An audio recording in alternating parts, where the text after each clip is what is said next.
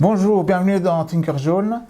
Donc voilà, on est déjà à la 12e émission. On est très content de vous retrouver. Vous savez, nous sommes un média qui citoyen, donc nous sommes deux Gilets jaunes de Belgique et on veut partager nos rencontres, toutes nos découvertes humaines qu'on fait à chaque sortie avec vous, et on veut susciter le débat démocratique. Les gens se demandent parfois comment on choisit nos interviewés. En fait, nous, ce qu'on veut, c'est vraiment parler de tous les sujets qui interpellent les citoyens, en fait. Christine, notre invitée aujourd'hui, elle est électro-hypersensible. Bonjour Christine. Bonjour Marcos. Nous, on s'est connus dans le mouvement des Gilets jaunes. Hein? Donc j'aimerais bien qu'on revienne sur certains épisodes, notamment notre première rencontre. Est-ce que tu te rappelles, à Rexensart? Oui. Tu étais un peu organisatrice, je pense. Oui, on était à deux, en fait, un peu à organiser cette rencontre. C'était dans un squat, dans une maison un peu bourgeoise, à Rexensart. Et il faisait très froid. On avait fait un feu, il y avait un feu ouvert, et on était tous autour du feu ouvert dans des fauteuils. Et voilà, on ne se connaissait pas. Et on a fait connaissance, et je me souviens très bien de toi en fait, parce que ton histoire me parlait beaucoup, et aussi je crois que j'étais fort d'accord avec tout ce que tu racontais, c'était un peu les mêmes genres de valeurs et tout, donc c'était vraiment, c'était un moment un peu historique, et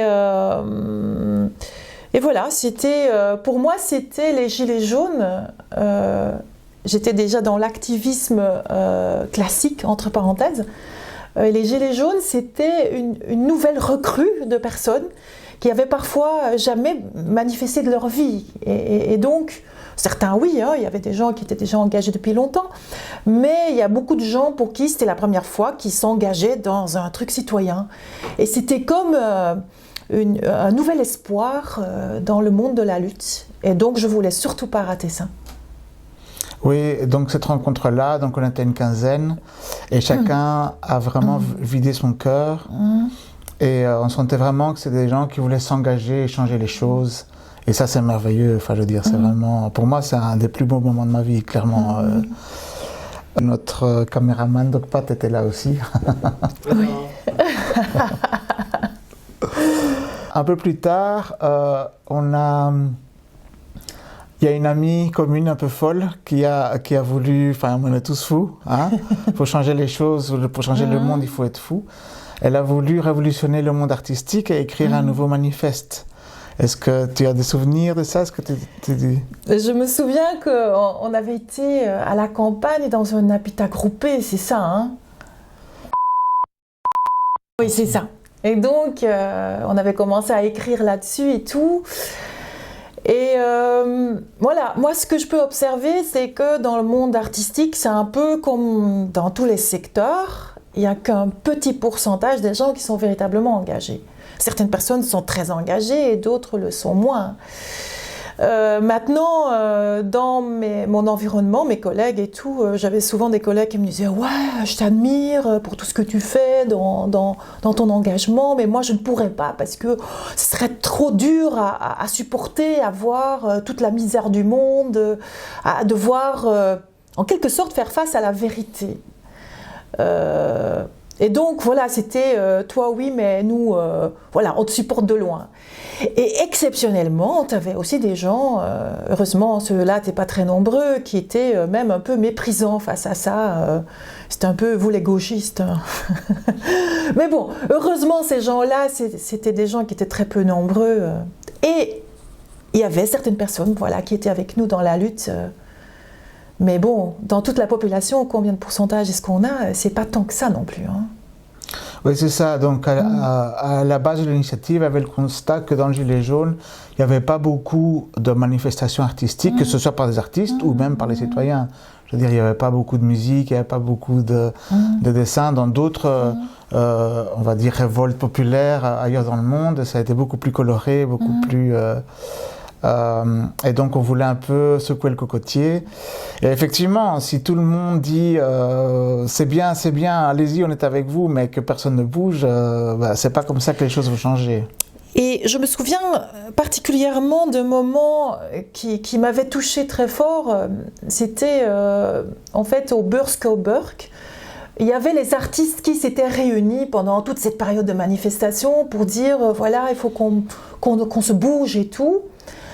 Et en fait, on faisait un tour de la table et je remarquais que beaucoup de gens parlaient que pour leur job à eux.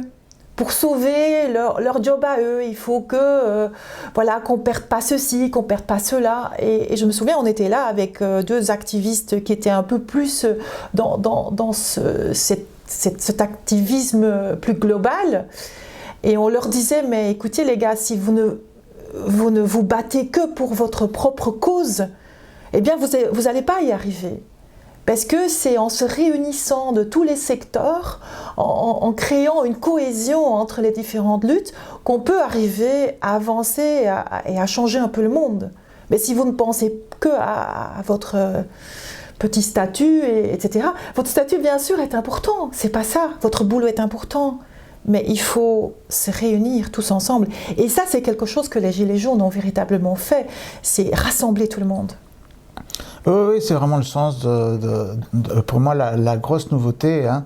Donc, c'est que pendant 30-40 ans, le néolibéralisme a réussi à découper toutes les petites luttes, à enlever toute conscience de classe, de peuple, des gens.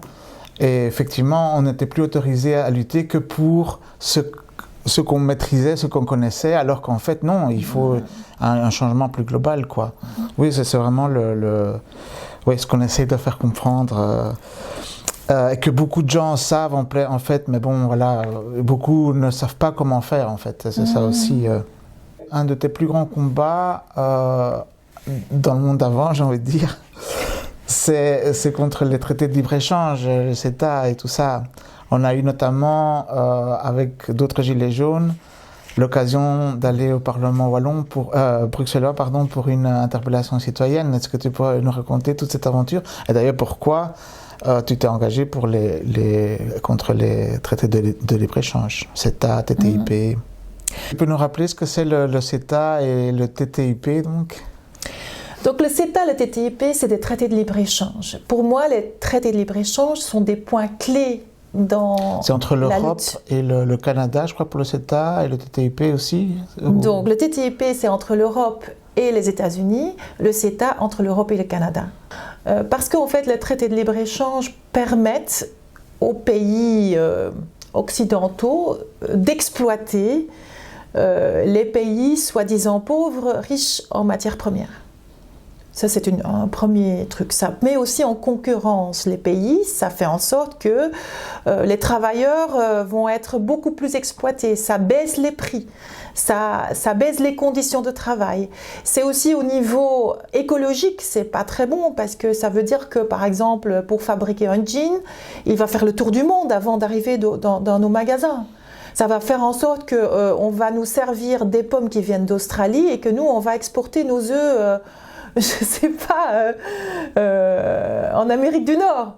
Je dis n'importe quoi, mais voilà, ça fait en sorte que ça boycotte un peu l'économie locale. Je ne dis pas qu'il ne faut rien exporter, rien importer, mais en fait, ça met en concurrence et donc celui qui a les conditions de travail les plus basses va pouvoir vendre son produit au prix le plus bas et va pouvoir les distribuer partout dans le monde. Et donc, c'est vraiment une spirale vers le bas, aussi bien au niveau de qualité qu'au niveau de conditions de travail. Ouais, c'est une espèce de cerise sur le gâteau du mondialisme, en fait. C'est un moyen pour créer le néo-capitalisme, le néolibéralisme, et donc vraiment pour exploiter les peuples au service de quelques-uns. En fait... Moi, j'ai commencé à faire une formation en tant que vidéaste, un cours du soir. Et j'étais déjà politiquement engagée depuis longtemps, mais plutôt en lisant la Gazette et avec une bière à la main dans un café. Et à la fin de ma formation, je me suis dit, bon, je vais faire un documentaire sur la crise en Europe. Et je suis arrivée dans une première manif, toute seule, avec ma caméra et mon son. Et là, j'ai rencontré des gens du mouvement contre le TTIP, le CETA. On ne parlait pas encore beaucoup du CETA, mais on parlait surtout du TTIP. Et donc ça m'a beaucoup interpellée et j'ai décidé de faire un documentaire sur le CETA, qui a été d'ailleurs projeté dans différents parlements, au fédéral, bruxellois et au Parlement européen, et surtout dans plein de petits groupements citoyens un peu partout dans le pays, et parfois même en France et en dehors. On l'a mis sur le net, ça a été quand même assez largement diffusé. Dans ce combat contre le TTIP, le CETA, et maintenant je parle plus particulièrement du CETA, à un certain moment on a eu la Wallonie qui a bloqué le CETA, parce que donc chaque région devait voter oui ou non contre le CETA. Et en fait, nous, on débouchait déjà presque le champagne, et quelques jours plus tard, il y a eu un retournement de situation.